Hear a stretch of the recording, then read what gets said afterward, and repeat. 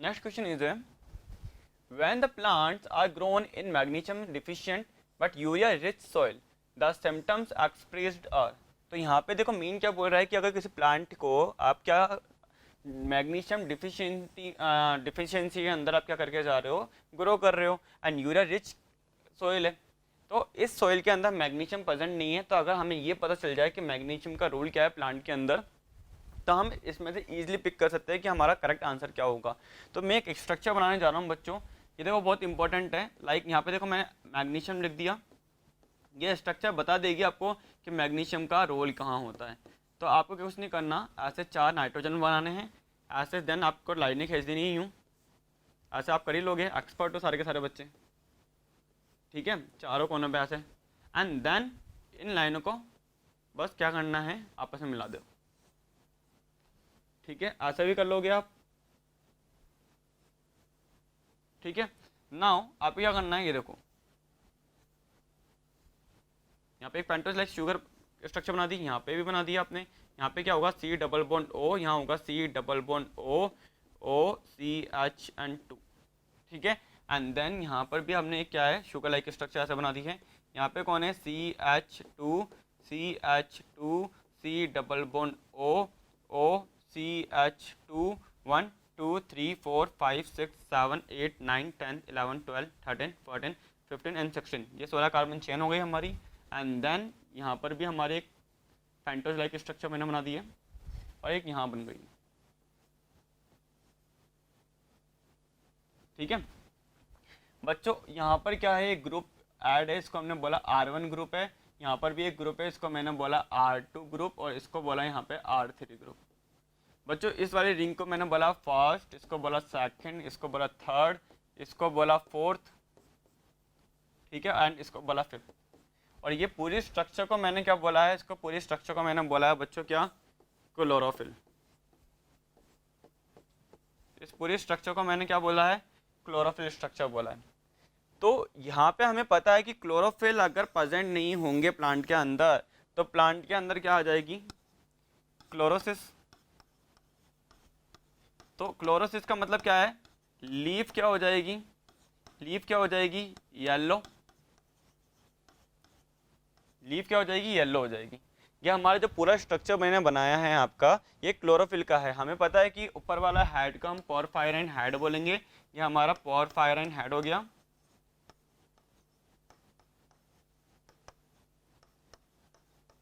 और ये क्या हो गया हमारी, ये हो गई हमारी फाइटोल टेल, ये हो गई हमारी फाइटोल टेल बच्चों। तो ये हमारे क्या है, क्लोरोफिल की स्ट्रक्चर है। अगर आपको क्लोरोफिल की स्ट्रक्चर पता थी तो आपको पता है कि यहाँ पे क्या है, जो मेजर कंपोनेंट में आपका क्या आ रहा है, एक तरह से आपका मैग्नीशियम भी आ रहा है। और मैग्नीशियम अगर डिफिशियंसी कर दोगे तो मैग्नीशियम नहीं होगा, तो क्लोरोफिल स्ट्रक्चर नहीं बन पाएगी, ठीक है। अगर यहाँ से मैग्नीशियम हटा देता हूँ ना, तो ये स्ट्रक्चर बन जाएगी हमारी फियोफाइटिन की।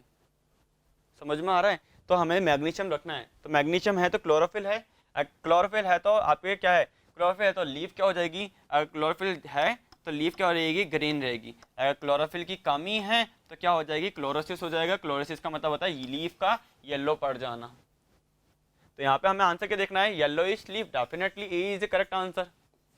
Colourless petiole wrong, dark green leaf wrong, shoot apex die wrong. बस इसका जो डिफेक्ट पड़ता है, अफेक्ट देखने को मिलेगा, वो मेनली आपको कहाँ देखने को मिलेगा, मेनली आपको देखने को मिलेगा कहाँ पर, लीफ के ऊपर देखने को मिलेगा बच्चों। लीफ क्या हो जाएगी आपकी, लीफ क्या हो जाएगी आपकी, एक तरह से क्लोरोसिस हो जाएगा, येलोइश लीफ हो जाएगी। आया समझ में, नोट कर लीजिए बच्चों इसको। Next question is which of the following is not caused by deficiency of mineral nutrition. आपके मिनरल न्यूट्रिशन की अगर डिफिशियंसी होती है तो इनमें से कौन सा ऑप्शन है जो इसकी कमी से नहीं हो रहा है, ऐसा कौन सा करेक्टर है जो आपके मिनरल न्यूट्रिशन की अगर डिफिशियंसी हो जाएगी तो उससे ये कोज नहीं होगा। लाइक अगर इटोलेशन, अगर मिनरल न्यूट्रिशन की डिफिशियंसी है तो क्या इटोलेशन नहीं होगा, या इस पर कोई इफेक्ट नहीं पड़ रहा, शॉर्टनिंग ऑफ इंटरनोड है, नेक्रोसिस है, क्लोरोसिस है, तो ऐसा कौन सा है जो जिसका इफेक्ट मिनरल न्यूट्रिशन की डिफिशियंसी से पर नहीं होता है। तो देखो बच्चों क्या है, ये देखो ये मैंने स्टेम बनाया, और यहाँ पे मैंने क्या दे दिया, ये लीफ दे दिया मैंने, ये मैंने क्या दे दी है, लीफ दे दी है बच्चों, ठीक है। अब देखो बच्चों क्या होगा, नेक्स्ट हमने क्या देखा कि ये हम क्या देख रहे हैं कि एक और ये प्लांट बना रहा हूं मैं, और इसकी जो लीफ देखो, इसकी लीफ देखो इस प्लांट की क्या येलोइश हो गई है,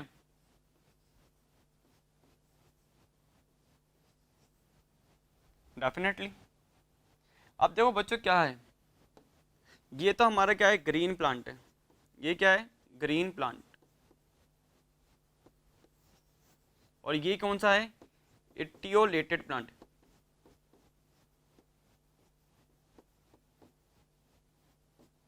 ठीक है, प्लांट के अंदर ग्रीन है तो यहाँ पे हमें पता है कि इस प्लांट के अंदर क्या प्रेजेंट होगा, क्लोरोप्लास्ट,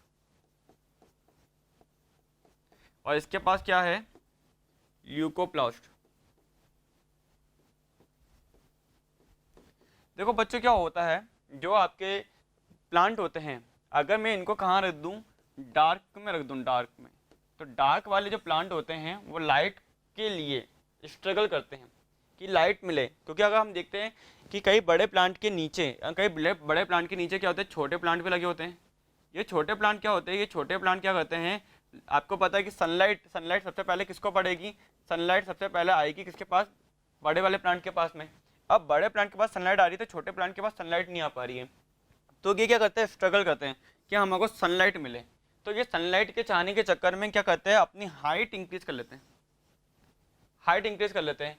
तो और इनका स्टेम क्या होता है, वीक स्टेम होता है, इसका स्टेम क्या होगा, वीक स्टेम होगा। और ये क्या होते हैं, इनकी जो लीफ होती है वो क्या होती है, एक तरह से येलो लीफ होती है, येलो लीफ होती है, क्योंकि इनको क्या है, इन्होंने एक तरह से हाइट इंक्रीज करी है। पर क्यों इंक्रीज करी है, इन्होंने हाइट इंक्रीज इसलिए करी है क्योंकि इनको लाइट मिल सके। एंड वापस से अब जब हाइट इंक्रीज हो गई है तो इनको वापस से क्या मिल गई, इनको क्या मिल गया है, एक तरह से लाइट मिलने लग गई। लाइट मिलने के बाद में ये वापस से किसके अंदर कन्वर्ट हो जाएंगे बच्चों, ये वापस से कन्वर्ट हो जाएंगे ग्रीन के अंदर ही, ये वापस से कन्वर्ट हो जाएंगे ग्रीन के अंदर, ठीक है। तो इनको पहली बात तो हमें ये पता होना चाहिए कि इनको पहले ये कैसे थे, येलोइश थे, अब कैसे हो गए, ग्रीन हो गए, ग्रीन हो गए हैं। तो इनको ग्रीन में कन्वर्ट करने का काम किसका होता है, कि ग्रीन में कन्वर्ट क्यों हो गए हैं, क्योंकि इन प्लांट के पास क्या प्रेजेंट थे, फाइटोक्रोम। इन प्लांट के पास क्या प्रेजेंट था, फाइटोक्रोम प्रेजेंट था। तो फाइटोक्रोम के प्रेजेंस में क्या होता है, ये प्लांट क्या होता है, वापस से अपना कलर चेंज कर लेते हैं, वापस ग्रीन में कन्वर्ट हो जाते हैं। तो ऐसे प्लांट जो कि लाइट के अब्सेंस में क्या होता है, अपने हाइट इलोंगेट करते हैं, अपना स्टेम इलोंगेट कर लेते हैं। इनके जो इंटरनोड होगा ना, इनके इंटरनोड क्या होते हैं कि इलोंगेट हो जाते हैं, इंटरनोड में क्या होगा, इलोंगेशन हो जाएगा, जिसकी वजह से अपनी हाइट इंक्रीज कर लेंगे, देन वापस लाइट मिली, लाइट मिलने के बाद वापस से ग्रीन हो जाएंगे। तो ऐसे वाले प्लांट को क्या बोलेंगे, इटियोलेटेड प्लांट, और इस करैक्टर को बोलेंगे हम इटियोलेशन। तो इटियोलेशन का कोई भी इफेक्ट नहीं पड़ता किस पे, मिनरल एलिमेंट की या मिनरल न्यूट्रिशंस की डिफिशियंसी पर। इसका तो इफेक्ट किसके ऊपर आ रहा है, लाइट पर आ रहा है, आपका एनवायरमेंटल इफेक्ट है ये। तो इटियोलेशन आपका मिनरल न्यूट्रिशंस की डिफिशियंसी से होने वाला इफेक्ट नहीं है। तो यहाँ पे इन्होंने क्वेश्चन भी ये बोला है कि which of the following is not caused by deficiency of mineral nutritions. तो यहाँ पे इटियोलेशन इज नॉट, हाँ नोट क्या, not occur by deficiency of mineral nutritions, ये हमारा आपके मिनरल एलिमेंट की डिफिशियंसी से नहीं हो रहा है। So answer 1 is A correct बच्चों, ये answer is A correct. Shortening of internode wrong, ये तो देखो शॉर्टनिंग ऑफ इंटरनोड आपके मिनरल न्यूट्रिशंस की डिफिशियंसी से ही होता है। नेक्रोसिस और क्लोरोसिस लाइक देखा जाए तो आयरन की डिफिशियंसी से आपका नेक्रोसिस हो सकता है या क्लोरोसिस हो सकता है, मैग्नीशियम से भी आपको क्लोरोसिस हो सकता है। शॉर्टनिंग ऑफ इंटरनोड्स अगर अपन कैल्शियम की देखें कमी, उससे भी हो सकता है, जिंक डिफिशियंसी से हो सकते हैं, ठीक है। तो ये सारे के सारे क्या है, मिनरल न्यूट्रिशंस की डिफिशियंसी से होने वाले इफेक्ट है ये सारे के सारे। पर इटियोलेशन ये मिनरल डिफिशियंसी से होने वाले इफेक्ट नहीं है, ठीक है। मिनरल आपके डिफिशियंसी होंगे तो ये इफेक्ट आ सकता है। अब कौन सा आपका मिनरल आपका डिफिशियंसी है, मैग्नीशियम है, आयरन है, आपका पोटेशियम है, कैल्शियम है, क्या है आपका, तो उस पे बेस पर हम क्या कर देंगे, टिक कर सकते हैं। ये आंसर यहाँ पे क्या होगा, करेक्ट होगा, नोट कर लीजिए बच्चों के। सो next question is which of the following element is almost non essential for plant. तो यहाँ पे इन्होंने बोला है कि ऐसा कौन सा एलिमेंट है जो नॉन इसेंशियल है प्लांट्स के लिए। तो बच्चों देखते हैं क्या जिंक, जिंक का रोल देखो क्या होता है, जिंक का रोल है इंडोल एसिटिक एसिड के फॉर्मेशन में। लाइक हम बोले हैं कि यहाँ पे इंडोल एसिटिक एसिड का जो प्रीकर्सर होता है, वो प्रीकर्सर कौन है, प्रीकर्सर कौन है यहाँ पे, ट्रिप्टोफैन, प्रीकर्सर होता है ट्रिप्टोफैन। तो वो ट्रिप्टोफैन के बायोसिंथेसिस के लिए एक एंजाइम चाहिए होता है, ट्रिप्टोफैन सिंथेस, इसके बनाने के लिए कौन इंपॉर्टेंट होता है, जिंक जरूरी है। तो ये तो इसेंशियल है। ठीक है, कैल्शियम देखो, कैल्शियम सेल वॉल फॉर्मेशन में काम आता है, cell wall formation, middle lamella formation में काम आता है। ठीक है, अगर आपका रूट टिप इलोंगेशन देखना है, रूट टिप का इलोंगेशन देखना है, ठीक है, वहाँ पे भी काम आ रहा है। ठीक है, आपका सेल डिवीजन में भी अगर अपन देखें, या आपका जो स्पिंडल फॉर्मेशन होता है ना, स्पिंडल स्पिंडल अरेंजमेंट में भी इसका मतलब रोल है। तो ये तो इंपॉर्टेंट है। मॉलिब्डेनम नाइट्रोजन फिक्सेशन में इसका रोल है।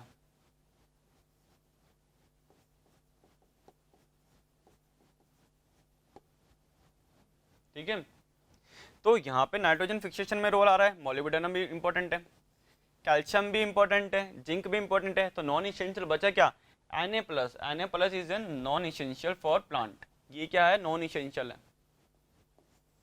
B answer is A correct answer. तो क्योंकि Na का कोई रोल नहीं है प्लांट के अंदर, तो ये नॉन इसेंशियल हम बोल सकते हैं फॉर प्लांट ओनली। ठीक है, so B answer is A correct, note कर लीजिए बच्चों। Next question is Which of the following elements play an important role in biological nitrogen fixation? तो नाइट्रोजन फिक्सेशन के लिए हमें क्या चाहिए, नाइट्रोजन फिक्सेशन के लिए हमें चाहिए नाइट्रेट रिडक्टेज एंजाइम। ठीक है, एंजाइम चाहिए होता है। तो ये नाइट्रेट रिडक्टेज एंजाइम का अगर अपन देखें, इस नाइट्रेट रिडक्टेज एंजाइम का पार्ट देखें अगर बच्चों अपन, तो यहाँ पे क्या होता है कि इस नाइट्रेट रिडक्टेज एंजाइम का जो पार्ट है, तो वो कौन होता है, मॉलिब्डेनम। मॉलिब्डेनम, तो ये मॉलिब्डेनम क्या होता है, ये इंपॉर्टेंट होता है फॉर नाइट्रोजन फिक्सेशन करने के लिए। ठीक है, ये एक तरह से नोड्यूल फॉर्मेशन इन लैग्यूम,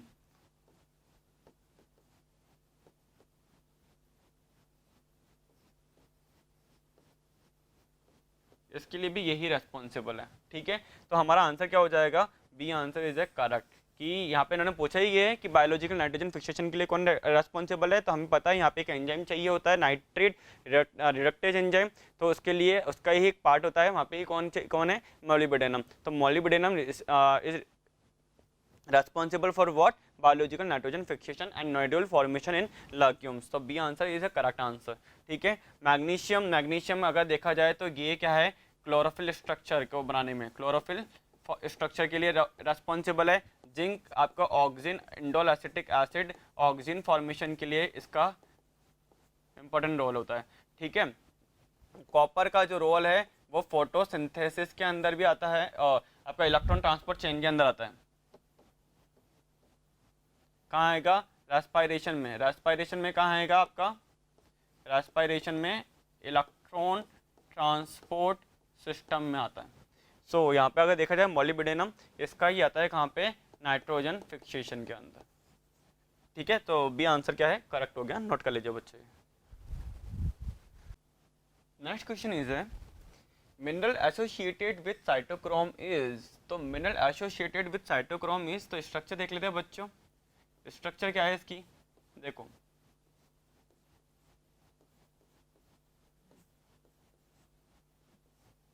ये देखो, ऐसे मैंने आपको मैग्नीशियम आपका क्लोरोफिल स्ट्रक्चर में भी करने को बोला था, सेम टू सेम यहाँ पर भी ऐसा ही करना है।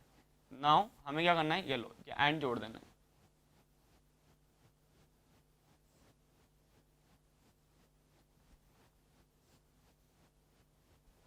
ठीक है,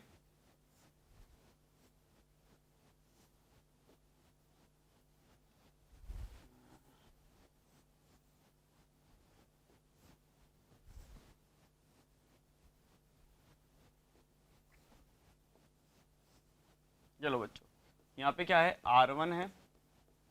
ठीक है, यहाँ पर एक CH3 मॉलिक्यूल है, यहाँ पर R2 है। ठीक है, एंड देन यहाँ पर भी CH3 मॉलिक्यूल है। यहाँ पर कौन है आपका R3 है, यहाँ पर कौन है R4 है, यहाँ पर CH3 मॉलिक्यूल है और यहाँ पर भी CH3 मॉलिक्यूल। ये जो बच्चों जो स्ट्रक्चर आप देख रहे हो ये साइटोक्रोम C की स्ट्रक्चर है।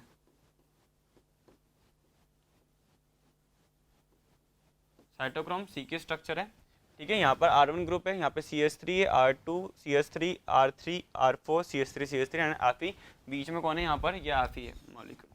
तो यहाँ पे इन्होंने बोला है कि mineral associated with cytochrome structure is Fe। तो यहाँ पे देखो कॉपर बिल्कुल भी नहीं आ रहा है, यहाँ पे मैग्नीशियम भी नहीं आ रहा, कॉपर एंड मैग्नीशियम दोनों नहीं आ रहे, ओनली फॉर ओनली कौन है, फेरस आ रहा है। तो D answer is A correct answer हो गया बच्चों, ठीक है। आगे समझ में स्ट्रक्चर याद होगी तो आप इजीली कर सकते हो इस क्वेश्चन को, ठीक है। D answer is A correct, note कर लीजिए बच्चों के। Okay, so next question is which one is an essential mineral not constituent of any enzyme but stimulate the activity of many enzyme। मतलब यहाँ बोल रहे हैं कि ऐसा कौन सा इसेंशियल मिनरल है जो आपकी कोई भी एंजाइम के साथ में कॉन्स्टिट्यूएंट्स नहीं होता है बट वो एंजाइम एक्टिविटी को स्टिमुलेट करने में रोल। तो अगर मैं बात करूँ जिंक की, तो जिंक आपको पता है बच्चों की एल्डोलेज एंजाइम होता है ना, एल्डोलेज एंजाइम की एक्टिविटी के लिए ये इंपॉर्टेंट होता है आपका, ठीक है। अल्कलाइन फॉस्फेटेज एंजाइम होता है एक, अल्कलाइन फॉस्फेटेज, उसकी एक्टिविटी भी जिंक के थ्रू हम कर सकते हैं, ठीक है। आइसोमरेज एंजाइम की एक्टिविटी भी हम इसके थ्रू इंक्रीज कर सकते हैं, आइसोमरेज एंजाइम की एक्टिविटी भी अपन इंक्रीज कर सकते हैं। कार्बोनिक एनहाइड्रेज एक एंजाइम होता है बच्चों, कार्बोनिक एनहाइड्रेज, इनकी एक्टिविटी भी इससे कर सकते हैं। डीहाइड्रोजनेज एंजाइम होते हैं कुछ, उनकी एक्टिविटी भी अगर मैं चाहूँ तो इसके थ्रू डीहाइड्रोजनेज एंजाइम, ठीक है। तो ये कॉन्स्टिट्यूएंट्स है किन के लिए, अगर जिंक की बात की जाए aldolase enzyme, alkaline phosphatase, isomerase, carbonic anhydrase, dehydrogenase enzyme, ठीक है। मैग्नीज की बात की जाए तो मैग्नीज आपका ऑलरेडी पेरोक्सीडेज एक एंजाइम होता है, पेरोक्सीडेज एंजाइम, ठीक है। उसकी एक्टिविटी के लिए ये क्या होता है, इंपॉर्टेंट होता है। अगर मैग्नीशियम की बात की जाए बच्चों तो आपको पता है कि ग्लाइकोलाइसिस के अंदर एक एंजाइम आता है हेक्सोकाइनेज एंजाइम। हेक्सोकाइनेज एंजाइम क्या करता है, ये ग्लूकोज को एक तरह से किसके अंदर कन्वर्ट कर देता है बच्चों, ग्लूकोज 6 फॉस्फेट के अंदर, ग्लूकोज 6 फॉस्फेट। इस एक्टिविटी को एक्टिवेट करने के लिए भी आपका कौन आता है, मैग्नीशियम आता है। अब रही बात की पोटेशियम की, तो पोटेशियम का रोल क्या होता है बच्चों, पोटेशियम का रोल होता है जैसे कि आपके स्टोमेटा की ओपनिंग करने में, स्टोमेटा ओपनिंग में, ठीक है।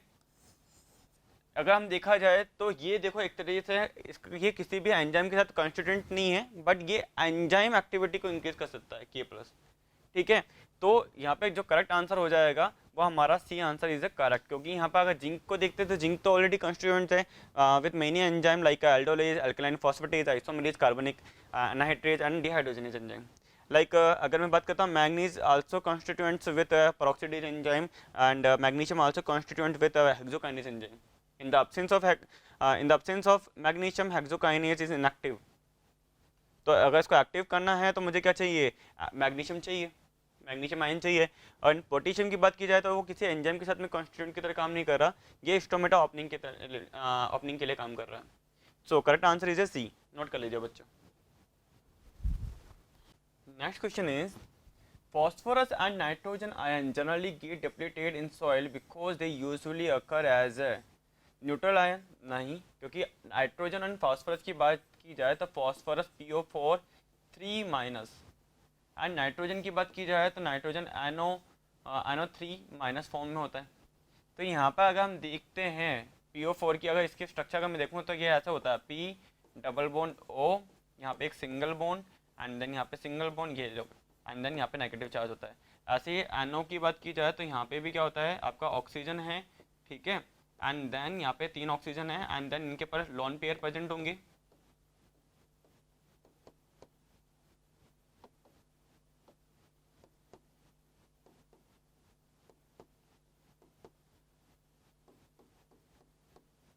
ठीक है, एंड देन यहाँ पे मैं माइनस लिख दूंगा, ठीक है। तो ये अपना अगर देखा जाए तो ये अपने फॉस्फोरस फॉस्फेट फॉर्म में होता है, और नाइट्रोजन अगर अपन देखें तो एज ए प्लांट हमें किस फॉर्म में मिलेगा, नाइट्रेट फॉर्म के अंदर।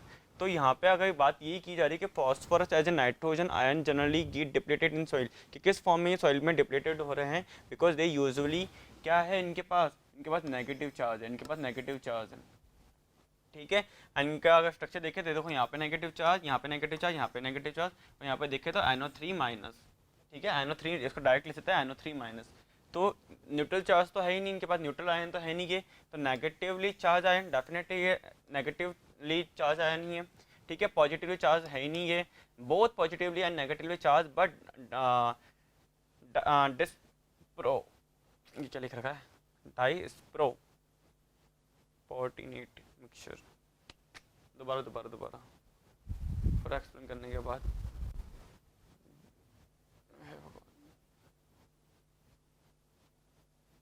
दोबारा कर लेते हैं एक बार।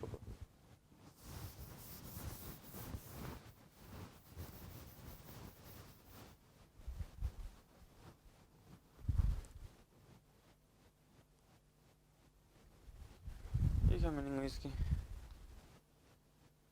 disproportionate, okay, disproportionate mixture।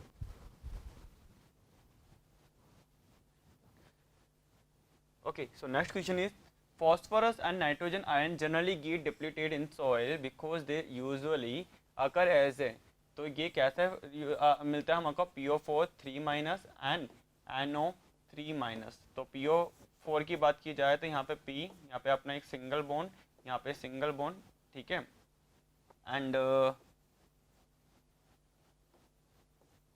ठीक है double bond and then O। तो यहाँ पे 3 नेगेटिव चार्ज होते हैं। एंड नाइट्रोजन की बात की जाए यहाँ पे क्या होंगे, 3 आपके ऑक्सीजन होंगे,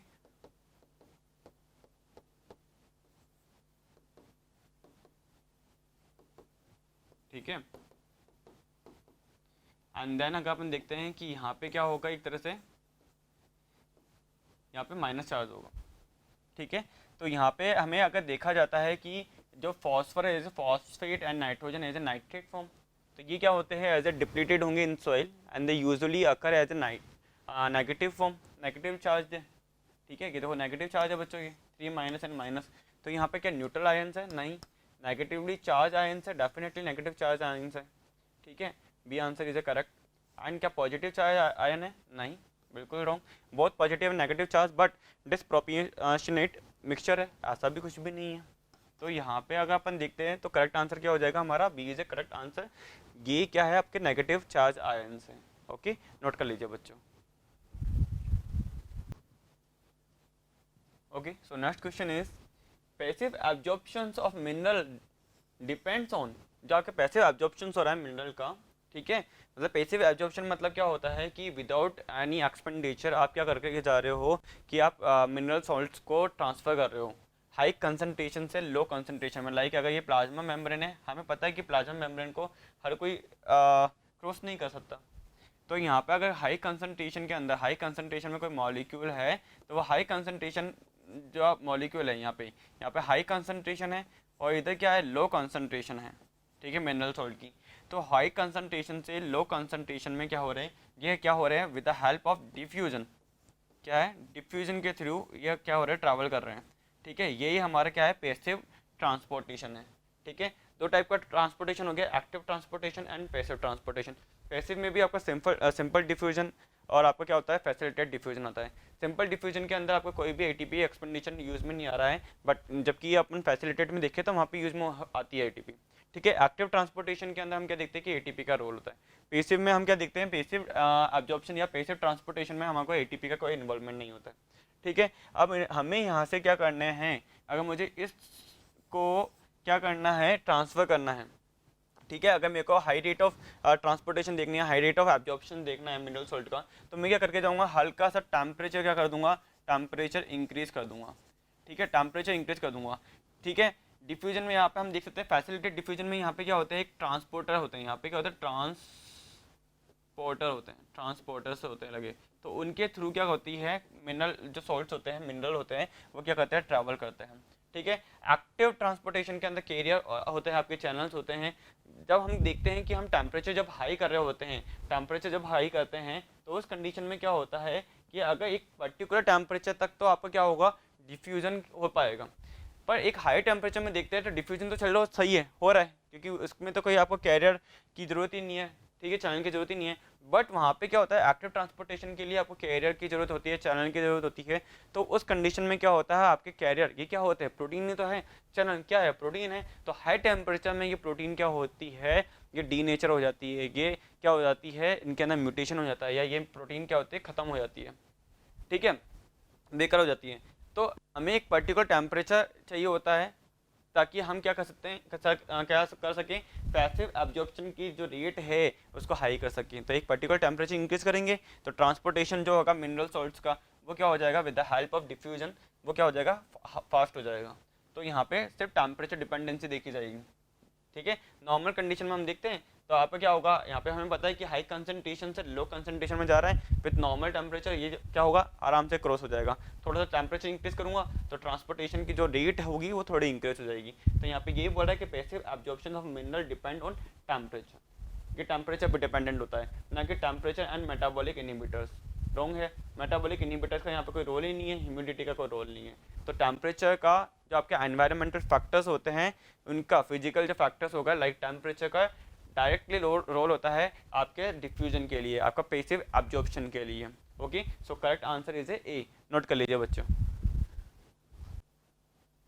next question is the product of reaction catalysed by nitrogenase in root nodule of leguminous plant is a, यहाँ पे ये बोल रहे हैं कि प्रोडक्ट क्या बनेगा अगर आप नाइट्रोजनस एंजाइम में आप यूज में लेते हो रूट नोड्यूल के अंदर, तो आप जो फाइनल प्रोडक्ट बना रहे हो वो क्या बना रहे हो। तो हमें पता है कि यहाँ पे जो एटमॉस्फेरिक नाइट्रोजन है, अगर मैं यहाँ पे 8 इलेक्ट्रॉन प्लस में 8 प्रोटॉन लेता हूँ बच्चों, ठीक है, 8 प्रोटॉन प्लस में मेरे को क्या चाहिए होती है, 16 ATP चाहिए बच्चों, ठीक है। And with the help of nitrogenase enzyme, with the help of nitrogenase enzyme, तो नाइट्रोजिनेज एंजाइम क्या है, एक तरह से मॉलिब्डेनम फेरस प्रोटीन ही है, ये प्रोटीन ही है। ये क्या करती है, ये कैटलाइज करती है रिएक्शन को, एंड देन ये क्या बना के जा रही है, आपके अमोनिया फॉर्मेशन कर रही है, 2NH3, ये हो गया आपका अमोनिया, अमोनिया, एंड देन ये क्या फॉर्मेशन कर रही है, प्लस में 2H प्लस, प्लस में 16 ADP प्लस में 16 PI। तो हाई एनर्जी रिक्वायरमेंट होती है। अगर यहाँ पे बात की जाए, यहाँ पे यहाँ पे N2 है, 2 अमोनिया फॉर्मेशन कर रहे हैं, तो एक अमोनिया फॉर्मेशन करना है तो मुझे कितने चाहिए, एक आपको 8 ATP की रिक्वायरमेंट होती है। एंड अगर 2NH3 2 अमोनिया फॉर्मेशन करना है तो आपको कितनी, 16 ATP रिक्वायरमेंट है यहाँ पे, ठीक है। तो यहाँ पे एनर्जी भी चाहिए होती है बहुत ज़्यादा, ठीक है, एनर्जी भी यहाँ पे क्या है, रिक्वायरमेंट है, ठीक है। तो यहाँ पे हमारा जो फाइनल प्रोडक्ट बन रहा है, इन्होंने ये बोला है the product of reaction catalysed by nitrogenase in root nodule of leguminous plant is are. तो यहाँ पे एक तो हमारे को अमोनिया देखने को मिला है, ठीक है, और एक हमारे को यहाँ पे क्या देखने को मिला है, यहाँ पे हाइड्रोजन देखने को मिला है, ठीक है। दो प्रोडक्ट आ गए हमारे पास, एक तो अमोनिया और एक आ गया हमारे पास हाइड्रोजन। तो देख लेते हैं यहाँ पे, अमोनिया अलोन नहीं, हाइड्रोजन भी चाहिए, nitrate alone wrong, ammonia and oxygen wrong, ammonia and hydrogen, D answer is a correct बच्चों। क्योंकि यहाँ पे जो फाइनल प्रोडक्ट बन रहा है, क्योंकि यहाँ पे हमने क्या करी है, एटमॉस्फेरिक नाइट्रोजन है ये क्या है, एटमॉस्फेरिक नाइट्रोजन, इसको क्या करा है, नाइट्रोजन को फिक्स किया है हमने with the help of nitrogenase enzyme. क्योंकि ये कहाँ कहाँ पढ़ रहे हैं अपन, ये टॉपिक क्या है, नाइट्रोजन फिक्सेशन, टॉपिक का नाम क्या है, होता है नाइट्रोजन फिक्सेशन बच्चों, ठीक है। और यहाँ पे बच्चों क्या चाहिए होती है, यहाँ पे लैग हीमोग्लोबिन भी चाहिए होता है, लैग हीमोग्लोबिन, ठीक है। ये ऑक्सीजन स्कैवेंजर की तरह काम करता है, क्योंकि आपका जो नाइट्रोजनेज एंजाइम होता है ना, ये ऑक्सीजन के प्रेजेंस में क्या होता है, इनहिबिट हो जाता है। तो इन the presence of lag haemoglobin यहाँ पे क्या होती है, वो ऑक्सीजन को हटाने का काम करता है, साफ करने का काम करेगा, ठीक है। जिसकी वजह से आपका नाइट्रोजनेज एंजाइम क्या है, एक तरह से मॉलिब्डेनम फेरस प्रोटीन है, ये एक्टिवेट फॉर्म में आ जाएगा, एंड आपका एटमॉस्फेरिक नाइट्रोजन को with the help of energy 16 ATP molecule ये क्या कर देगा, अमोनिया एंड हाइड्रोजन के अंदर कन्वर्ट कर देता है बच्चों। सो करेक्ट आंसर यहाँ पे क्या आ गया, डी, नोट कर लीजिए बच्चों के। Next question is Thiobacillus is a group of bacteria help in carrying out. तो ये क्या करने में काम आता है? तो देखो बच्चों, आपका जो NO3 माइनस है, नाइट्रेट है, नाइट्रेट को अगर मैं वापस से नाइट्राइट के अंदर कन्वर्ट कर दूँ, देन इसको अगर मैं नाइट्रस ऑक्साइड के अंदर कन्वर्ट कर दूँ एंड देन N2O में कन्वर्ट करने के बाद देन यहाँ से मैं क्या बना लूँ, N2। ठीक है, आपके नाइट्रोजन का फॉर्म कर दूं। तो यहाँ पे अगर मैं इसका अपोजिट करता हूँ तो नाइट्रोजन फिक्सेशन हो रहा है, नाइट्रोजन का हम फिक्स कर रहे हैं। ठीक है, और अगर मैं ऐसे चला रहा हूँ कि नाइट्रेट को नाइट्राइट के अंदर, देन नाइट्रस ऑक्साइड के अंदर, N2O के अंदर, देन N2 बना के जा रहा हूँ, तो ये जो हमारी स्टेप होती है ना बच्चों, ये होती है डीनाइट्रिफिकेशन।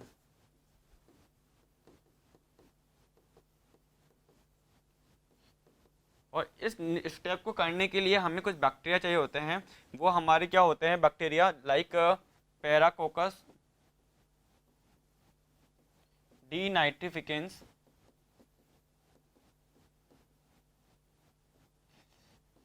स्यूडोमोनास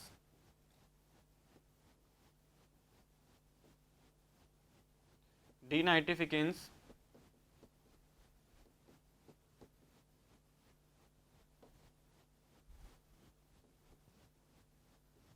ठीक है। एक होता है अपना क्या, थायोबैसिलस, जो कि आपको क्वेश्चन में दे रखा है।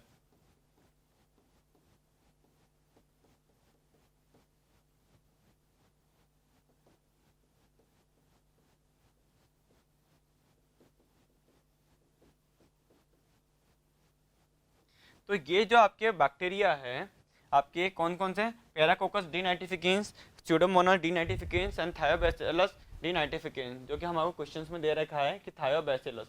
तो यहाँ पे जो थायोबैसिलस है वो क्या काम करके आ रहा है? वो डीनाइट्रिफिकेशन के अंदर हेल्प करके जा रहा है बच्चों। क्या करके जाएगा? डीनाइट्रिफिकेशन करके जाएगा। नाइट्रोजन फिक्सेशन नहीं होगा यहाँ पे, कीमोट्रोफिक फिक्सेशन नहीं है, नाइट्रिफिकेशन नहीं है। नाइट्रिफिकेशन का मतलब है कि अपन क्या कर रहे हैं कि नाइट्रेट एंड नाइट्रेट का फॉर्मेशन कर रहे हैं। अमोनिया से मैं क्या बना लूंगा? आपका नाइट्राइट बना लूंगा, देन नाइट्राइट से हम नाइट्रेट का फॉर्मेशन कर लेंगे with the help of several bacteria. ठीक है, नाइट्रोसोमोनास, नाइट्रोसोबैक्टर। ठीक है, ठीक है। तो यहाँ पे जो स्टेप है ये है अपनी डीनाइट्रिफिकेशन। ठीक है, जरूरी नहीं कि यहाँ पे थायोबैसिलस ही है। अगर लाइक आपसे पूछा जाता है कि स्यूडोमोनास डीनाइट्रिफिकेंस है या स्यूडोमोनास है, वो क्या करेगा? डीनाइट्रिफिकेशन करेगा। आपका पैराकोकस डीनाइट्रिफिकेंस क्या करके जाएगा? आपका डीनाइट्रिफिकेशन करेगा। थायोबैसिलस क्या कर रहा है? डीनाइट्रिफिकेशन कर रहा है। आया समझ में? तो नोट कर लीजिए बच्चों उसको। नेक्स्ट क्वेश्चन इज है which of the following bacteria reduce nitrate in soil into nitrogen. Like अगर हम बात करें, क्वेश्चन क्या कह रहा है कि यहाँ पे हम क्या करके जा रहे हैं कि नाइट्रेट है, इसको कन्वर्ट करना है हमें नाइट्राइट के अंदर, एंड देन ये कन्वर्ट होगा किसके अंदर? नाइट्रस ऑक्साइड के अंदर, देन N2O, एंड देन हम क्या बना लेते हैं? नाइट्रोजन। यहाँ पे भी ये बोल रहा है कि which of the following bacteria reduce nitrate, कि नाइट्रेट को, ये क्या है हमारा? नाइट्रेट है, नाइट्रेट है, और नाइट्रेट को हमने क्या करना है? सॉइल इनटू द नाइट्रोजन, और ये क्या हमारा? नाइट्रोजन। आया बच्चों समझ में? ये क्या हमारा? नाइट्रोजन। तो यहाँ से लेकर के यहाँ तक की जो प्रोसेस है वो क्या है?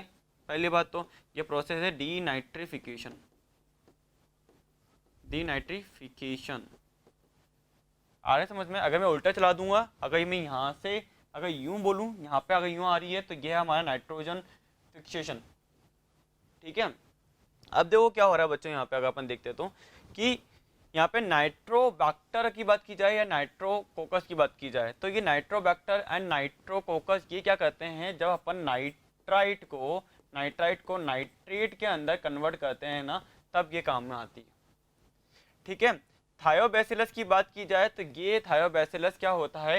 ये डीनाइट्रिफिकेशन में काम आता है। और अभी स्टेप भी इन्होंने क्या बोली? डीनाइट्रिफिकेशन की, कि आपको रिड्यूस करना है नाइट्रेट को किसके अंदर रिड्यूस करना है? नाइट्रोजन के अंदर। तो ये स्टेप कौन सी हो गई? डीनाइट्रिफिकेशन। आया समझ में? ठीक है, तो यहाँ पे हमारे क्या आ सकते हैं? थायोबैसिलस आ सकता है, स्यूडोमोनास डीनाइट्रिफिकेंस आ सकता है, पैराकोकस डीनाइट्रिफिकेंस आ सकता है। ठीक है, लाइक अगर अपन बात करी जाए यहाँ पे, तो यहाँ पे क्या है? थायोबैसिलस डीनाइट्रिफिकेंस,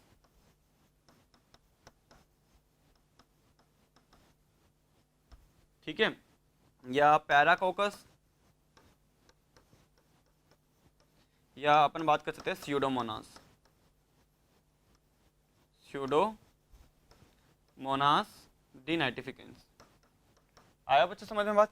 तो यहाँ पे तो आंसर क्या हो जाएगा, सी आंसर सही है। एंड नाइट्रोसोमोनास क्या आता है काम, ये आपके अमोनिया को कन्वर्ट करता है किसके अंदर, आपके नाइट्राइट के अंदर। ये किसके अंदर कन्वर्ट करेगा, नाइट्राइट के अंदर। तो अगर अपन नॉर्मल बात की जाए कि ammonia is convert into nitrite and nitrite is convert into nitrate. तो यहाँ पे जो आपके आ रहे हैं ये आपके क्या है, नाइट्रोसोमोनास, ये आ रहा है आपका नाइट्रोसोमोनास। और यहाँ पे जो आ रहे हैं इधर इस जगह पे कौन आ रहा है, यहाँ पे आपका नाइट्रोबैक्टर एंड देन नाइट्रोकोकस। आ रहा है बच्चों समझ में बात? तो यहाँ पे अगर हमें स्टेप पता है नाइट्रोजन फिक्सेशन की एंड डीनाइट्रिफिकेशन की, देन हम इजीली आइडिया लगा सकते हैं कि यहाँ पे क्या आंसर सही होगा क्या गलत होगा। आ रहा है समझ में? नोट कर लीजिए बच्चों ये। नेक्स्ट क्वेश्चन इज है, during biological nitrogen fixation inactivation of nitrogenase by oxygen poisoning is prevented by. तो बच्चों हमें पता है कि यहाँ पर अगर अपन बात कर रहे हैं नाइट्रोजन की बात की जा रही है, ठीक है। एंड नाइट्रोजन की अगर मैं बात करके जा रहा हूँ तो यहाँ पे अगर नाइट्रोजन प्लस में 8 इलेक्ट्रॉन ले लूँ और अगर मैं यहाँ पर क्या ले लूँ 8 आपके प्रोटॉन ले लूँ बच्चों, ठीक है। तो यहाँ पर क्या होगा, क्या देखने को मिलेगा बच्चों, एन प्लस में अगर 16 ATP ले लेता हूँ, 16 ATP ले लेता हूँ तो with the help of nitrogenase enzyme यहाँ पे क्या होता है, ये कन्वर्ट हो जाएगा किसमें, 2NH3 plus 2H plus 16 ADP plus 16 PI। ठीक है, आ रहा है समझ में बात? ठीक है। अब ये स्टेप के लिए हमें पता है कि यहाँ पे कौन इंपॉर्टेंट एंजाइम है, नाइट्रोजनेज एंजाइम इंपॉर्टेंट है। अब नाइट्रोजनेज एंजाइम क्या होता है, ब्लॉक हो जाता है, ये क्या होता है, इनिबिट हो जाता है अगर ऑक्सीजन प्रेजेंट है तो इनिबिट हो जाता है। ये साइन क्या होता है बच्चों, ब्लॉक का साइन है, ठीक है, इनिबिशन का साइन है। तो ये ऑक्सीजन क्या करता है, नाइट्रोजनेज एंजाइम को क्या करता है, ब्लॉक करता है। और नाइट्रोजनेज एंजाइम किसके लिए रेस्पॉन्सिबल है, नाइट्रोजन फिक्सेशन के लिए, नाइट्रोजन फिक्सेशन करने के लिए।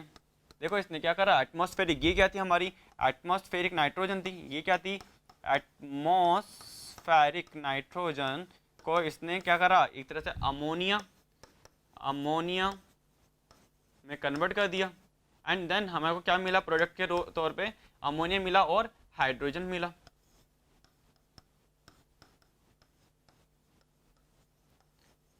ठीक है, एनर्जी जरूर इसमें चाहिए होती है, एनर्जी की रिक्वायरमेंट है यहाँ पे, energy as a ATP form. ठीक है, तो यहाँ पे अगर मेरे को ऑक्सीजन की पॉइजनिंग को O2 क्या करता है, नाइट्रोजन को ब्लॉक करता है, जिसकी वजह से क्या कर रहा है, नाइट्रोजनीज एंजाइम काम नहीं कर पा रहा है। एंड आपका मॉलिक्यूलर जो आपका जो एटमॉस्फेरिक जो नाइट्रोजन थी वो क्या कर रही थी, जो आपकी एक तरह से फिक्स हो रही थी एज अ अमोनिया फॉर्म, वो फिक्स नहीं हो पाएगी। अगर नाइट्रोजन का फिक्सेशन नहीं हो पा रहा है तो क्या होगा, अपन बोलेंगे कि आपके जो प्लांट है उसके अंदर क्या होगा, नाइट्रोजन फिक्स नहीं हो पाएगी। एंड अगर मेरे को क्या करना है कि अगर इसको ब्लॉक करना है तो इसको ब्लॉक करने के लिए यहाँ पर एक एंजाइम होता है, एंजाइम के साथ में क्या होता है, एक प्रोटीन होती है जिसको हम बोल सकते हैं क्या, लैग हीमोग्लोबिन।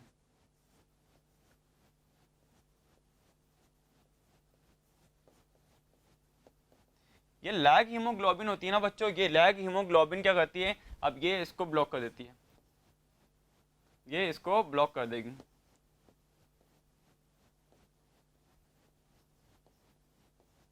अगर लैग हीमोग्लोबिन प्रेजेंट है तो O2 क्या होगा, O2 काम नहीं कर पाएगा। ये एक तरह से क्या होती है, ये वर्क करती है एक तरह से O2 स्कैवेंजर के थ्रू।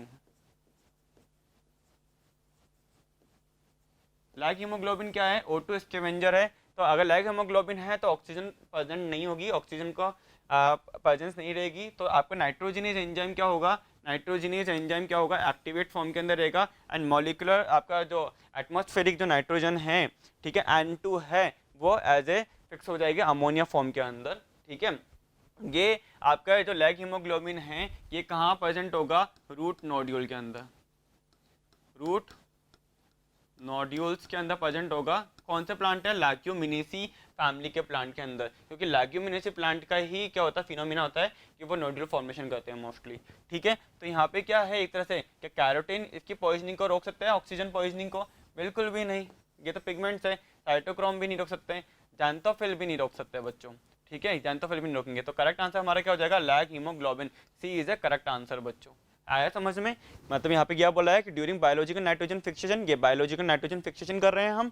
ठीक है, inactivation of nitrogenase, inactivation of nitrogenase enzyme by oxygen, by oxygen अपने डायग्राम बनाया। ठीक है, उसको कौन प्रिवेंट करेगा, उसको कौन इनिबिट करेगा? तो इसका इनिबिट करने का काम किसका होता है बच्चा? इसका इनिबिट करने का काम होता है लैग हीमोग्लोबिन का। ठीक है, इसलिए हम लैग हीमोग्लोबिन, ये लैग हीमोग्लोबिन क्या होता है? पिंकिश, क्या होता है? पिंकिश कलर का होगा, पिंकिश कलर का होता है। एंड प्रेजेंट का होगा बच्चों? Root nodule of leguminosae family, and that is O2 scavenger. ठीक है, ऑक्सीजन को क्या करके जाएगा? साफ करके जाएगा। ठीक है, एंड देन हमारे जो नाइट्रोजनीज एंजाइम को एक्टिवेट करके जाएगा। आया? Correct answer is a C, note कर लीजिए बच्चों। Next question is the first stable product of fixation of atmospheric nitrogen in leguminosae plants is. मतलब यहाँ पे बोल रहे हैं कि आपका फर्स्ट स्टेबल प्रोडक्ट क्या बनेगा अगर आप मॉलिक्यूलर आपका जो एटमॉस्फेरिक नाइट्रोजन है इन लेग्यूमिनस प्लांट के अंदर या लेग्यूमिनस फैमिली के जो प्लांट है उनके अंदर फिक्स करते हो। तो बच्चों देख लो, यहाँ पर अगर मैं बात कर रहा हूँ कि अगर नाइट्रोजन को फिक्स करना है तो N2 चाहिए, प्लस में मैं क्या ले रहा हूँ? 8 इलेक्ट्रॉन ले रहा हूँ बच्चों, प्लस में 8 प्रोटॉन ले रहा हूँ। ठीक है, एट H प्लस में मुझे एनर्जी चाहिए एज ए ATP फॉर्म। ठीक है, ये क्या है मेरी? Atmospheric nitrogen.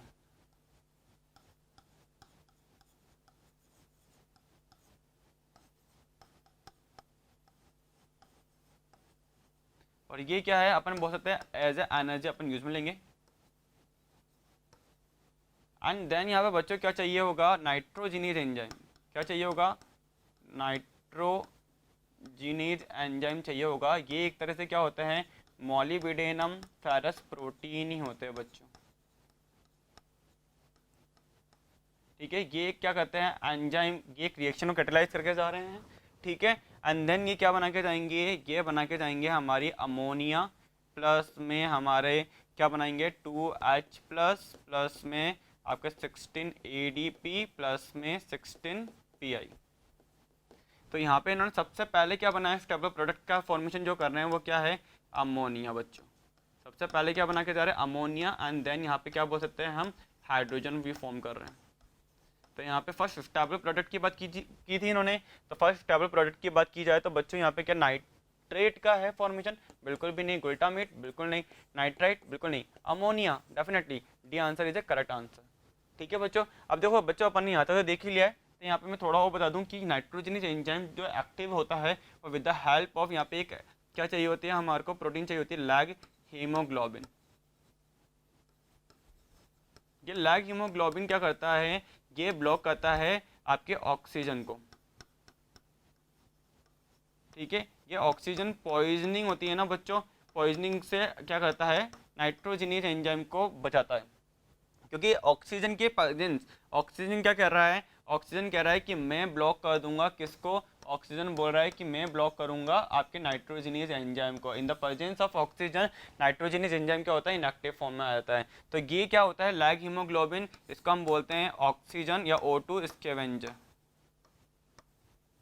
इसको O2 स्कैवेंजर भी बोलते हैं।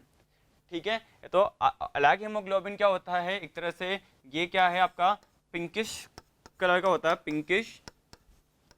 ठीक है, कहाँ प्रेजेंट होगा? रूट नोड्यूल के अंदर प्रेजेंट होगा। ये रूट नोड्यूल्स के अंदर बच्चों प्रेजेंट होता है। एंड ये क्या करता है? और कौन से प्लांट में? लेग्यूमिनेसी फैमिली के प्लांट, लेग्यूमिनस प्लांट के अंदर। कौन से प्लांट है ये हमारे? लेग्यूमिनस।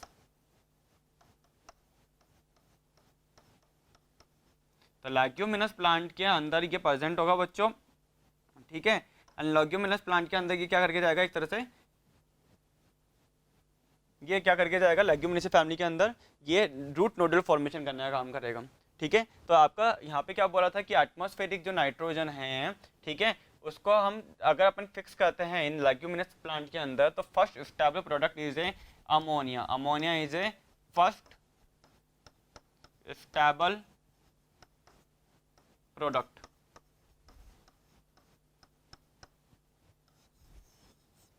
आया बच्चों समझ में बात? ठीक है, नोट कर लीजिए भी बच्चों आंसर, ठीक है, डी आंसर करेक्ट है, नोट कर लीजिए।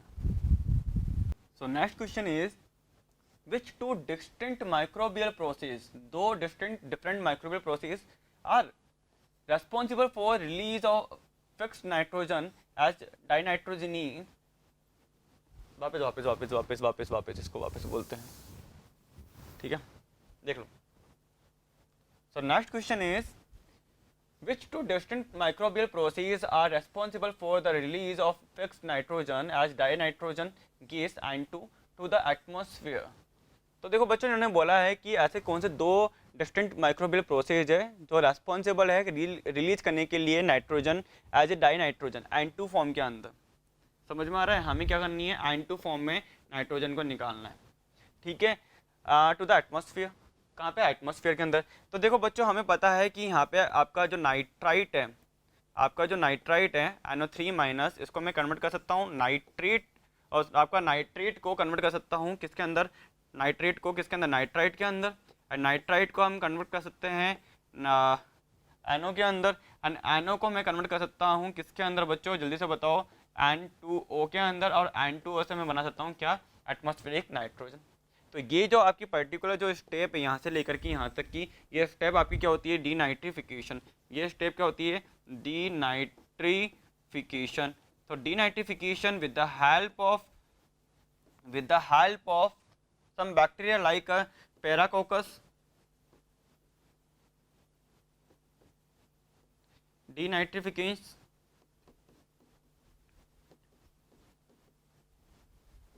ठीक है, या मैं बोलूँ आपका थायोबैसिलस डीनाइट्रिफिकेंस, या मैं बात कर रहा हूँ किसकी, स्यूडोमोनास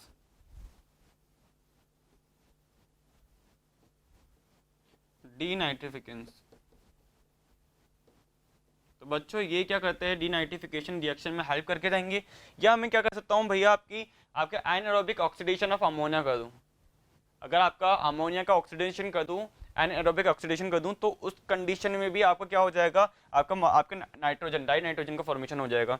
तो दो ही कंडीशन आती है, या तो मैं क्या कर दूँ, एनारोबिक ऑक्सीडेशन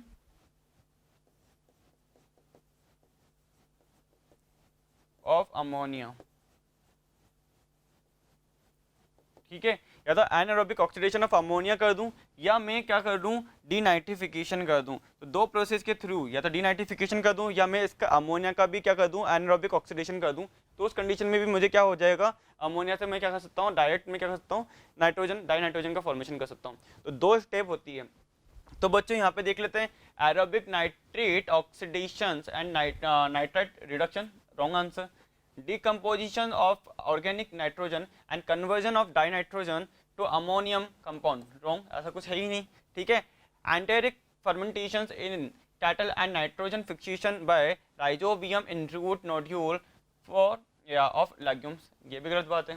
तो करेक्ट देख लेते हैं, anaerobic ammonium oxidation and denatrification, सही बात है कि अगर मुझे डाई नाइट्रोजन चाहिए, तो मुझे क्या करना पड़ेगा, डीनाइट्रिफिकेशन करना ही पड़ेगा, या आपका एनारोबिक ऑक्सीडेशन ऑफ अमोनिया करना ही पड़ेगा। दो ही प्रोसेस से हम क्या कर सकते हैं, हमारी आपके नाइट्रोजन का फॉर्मेशन कर सकता है। ये आपके एटमॉस्फेरिक नाइट्रोजन एटमॉस्फेयर में आ जाएगी, एंड देन हम बोल सकते हैं, क्या चाहो तो वापस आप इसको क्या कर सकते हो, नाइट्रोजन फिक्सेशन में यूज में ले सकते हो। आ रहा है समझ में? ठीक है, ये आप इंपॉर्टेंट है बच्चों, ये याद कर लेना, ये पैराकोकस डीनाइट्रिफिकेंस एंड आपका थायोबैसिलस डीनाइट्रिफिकेंस एंड स्यूडोमोनास डीनाइट्रिफिकेंस, ये क्या होते हैं, बैक्टीरिया होते हैं जो डीनाइट्रिफिकेशन स्टेप के अंदर हेल्पफुल होते हैं। आया समझ में? नोट कर लीजिए बच्चों, correct answer is A D. Which one of the following is wrong statement, इनमें से कौन सा स्टेटमेंट बच्चों क्या है, रॉन्ग है। हमें से ये ध्यान रखना कि हमसे पूछा क्या जा रहा है, ठीक है, रॉन्ग स्टेटमेंट पूछा जा रहा है। देख लेते हैं क्या है। Anabina and nostoc are capable of fixing nitrogen in free living state also। Definitely ये बात एकदम सही है कि आपके जो एनाबीना होता है और नोस्टॉक होते हैं, ये कैपेबल है फिक्सिंग नाइट्रोजन, ठीक है, इन ए फ्री लिविंग स्टेट। ठीक है। एंड देन बात की जा रही है कि root nodules forming nitrogen fixture live as aerobes under free living condition. ये बात भी एकदम सही बात बोल रहे हैं कि आपके जो रूट नोड्यूल है फॉर्मिंग नाइट्रोजन फिक्सचर्स है लाइव है एज एरोब्स कंडीशन या अंडर फ्री लिविंग कंडीशन के अंदर, ठीक है, aerobe under free living condition से, ठीक है, ये बात भी एकदम सही बोल रहे हैं। देन उन्होंने बोला कि phosphorus is a constituents of cell membrane, as a अपन बोल सकते हैं कि सेल मेम्ब्रेन में कॉन्स्टिट्यूएंट होता है एज ए फॉस्फोलिपिड, ठीक है। एंड देन हम बोल सकते हैं सर्टेन न्यूक्लिक एसिड, सही बात है, क्योंकि आपके आरएनए के अंदर भी क्या होता है, आरएनए हो या डीएनए हो या आपके क्या न्यूक्लिक एसिड है, तो यहाँ पे न्यूक्लिक एसिड के अंदर फॉस्फेट ग्रुप होता है, सही बात है, फॉस्फोरस ग्रुप होता है, ठीक है। एंड देन उन्होंने बोला एंड ऑल प्रोटीन, नहीं, ऑल प्रोटीन में कौन से प्रोटीन के अंदर अपन देखा जाए कि सारे के सारे प्रोटीन के अंदर आपके क्या फॉस्फोरस होगा, जरूरी नहीं है।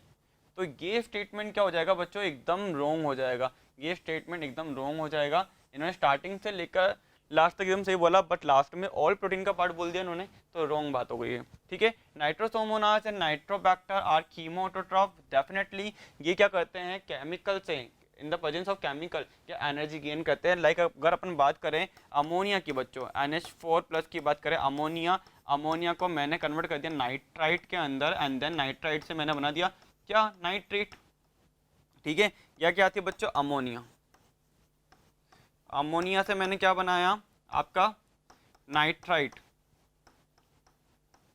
ठीक है, एंड इससे क्या बनाया, नाइट्रेट, ठीक है। अब यहाँ पे क्या चाहिए होगा, अगर मेरे को अमोनिया से नाइट्राइट बनाना है तो मुझे चाहिए आपका नाइट्रोसोमोनास, एंड अगर मुझे नाइट्राइट से नाइट्रेट बनाना है तो मुझे चाहिए आपका क्या, नाइट्रोबैक्टर। तो सही बात है, ये क्या करके जा रहे हैं, केमोटोट्रॉफी है, इसी से एनर्जी गेन करके जा रहे हैं इन द प्रेजेंस ऑफ केमिकल, ये क्या करते हैं, एनर्जी गेन करते हैं। तो यहाँ पे डी ऑप्शन भी एकदम सही बात बोल रहा है। तो रॉन्ग आंसर स्टेटमेंट कौन सा है, phosphorus is the constituent of cell membrane, certain nucleic acid and all protein. तो ये क्या हो जाएगा हमारा आंसर, ये रॉन्ग आंसर है, C is a incorrect answer, note कर लीजिए बच्चों।